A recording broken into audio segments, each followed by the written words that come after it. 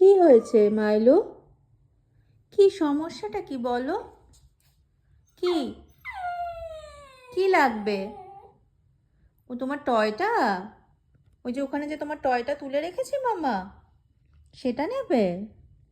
ও মামা তোমার টয় ওপরে তুলে রেখেছি।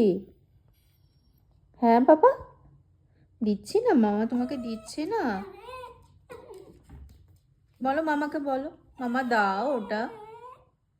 বলো, আর কিভাবে বলবো, কখন থেকে তো বলছি তোমাকে।